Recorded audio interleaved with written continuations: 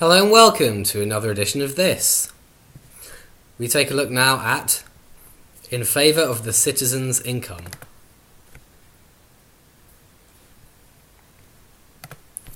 What it is: a fixed income, fixed amount, for each adult in the population of the country, regardless of income, wealth, or whether you are working or not.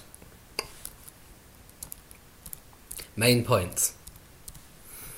It can be used, perhaps complemented by your personal savings, to take time out to pursue creative projects, study a course, volunteer in your community, or anything you see fit.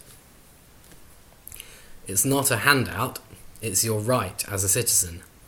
This relies upon society coming to the consensus that we want to adopt this policy. If people don't have buy-in, then it'll be resented by some, and perhaps not used effectively by many. So it has to be preceded by a national public debate.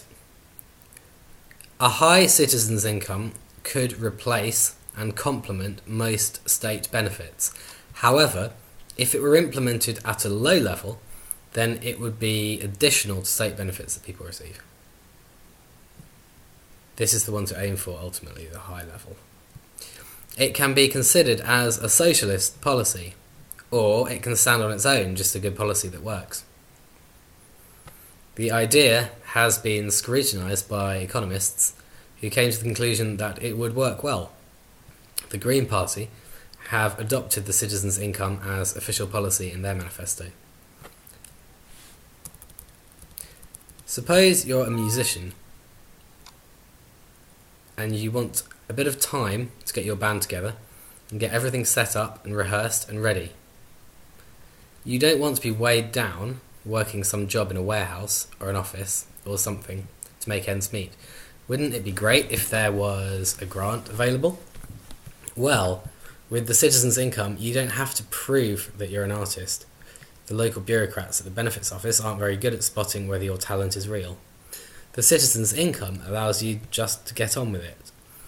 A small citizen's income might be introduced first, but when it gets bigger, it can replace means-tested benefits. That way, a lot of money is saved on the bureaucracy of figuring out who is entitled to what. Instead, you just accept everyone has differing basic needs, and everyone deserves a bit of time and resources to pursue their own ideas, and so you give everyone a fixed amount that should cover it all, and don't worry about the little details. Yeah, but some people might just sit around and watch TV.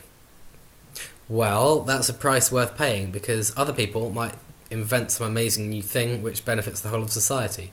So just let it go. There'll be a few people being lazy, but just let it go. Another objection. It's utopian and idealist. Utopian and idealistic. Well, so was women getting the vote. So was men getting the vote. So was the 2-day weekend.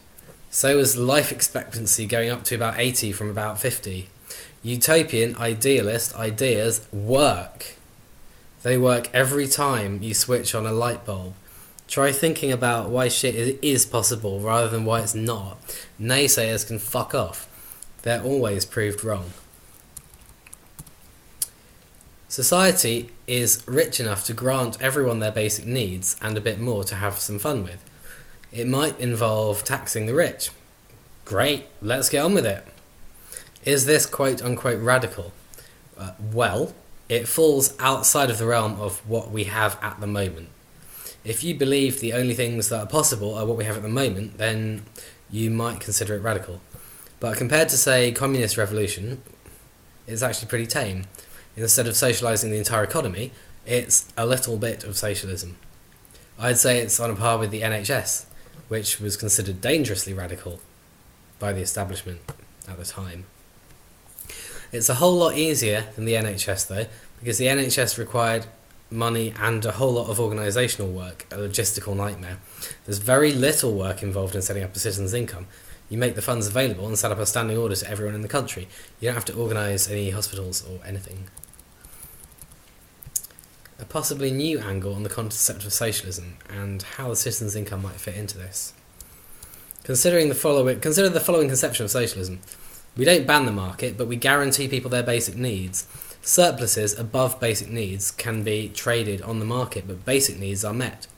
So say water is a basic need, but enough water to fill a swimming pool is not a basic need.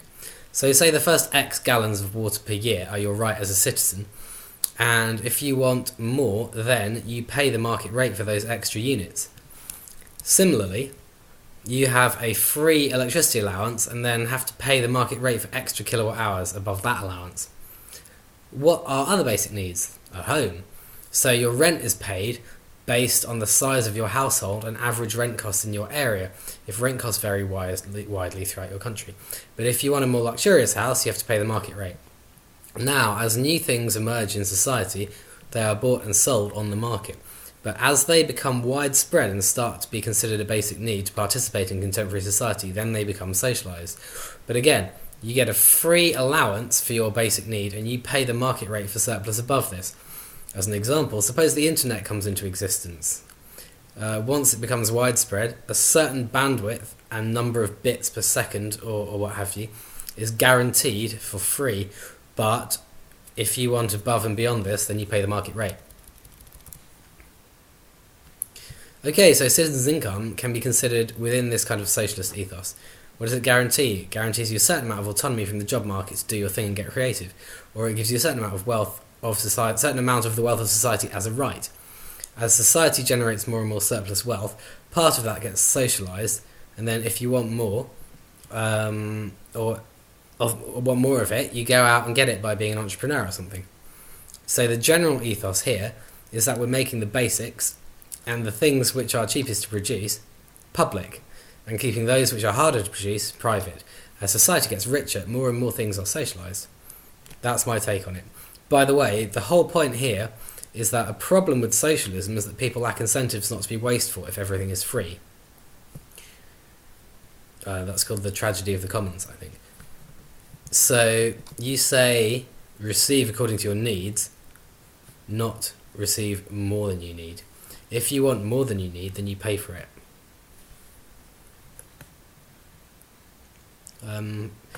Back to just looking at the citizens' income. Points from the internet. Citizens' income has the same objectives as the Beveridge report, but it uses different and potentially much more effective methods to achieve them. What have we got here? There's various bits and pieces. I found this article which makes the case very well. Okay, that's the address. If you want to read the further bits and pieces, it's some notes on a worldview, blogspot.co.uk. Just look at this and you can go to the page. There we go. So I think I'm going to stop at this point.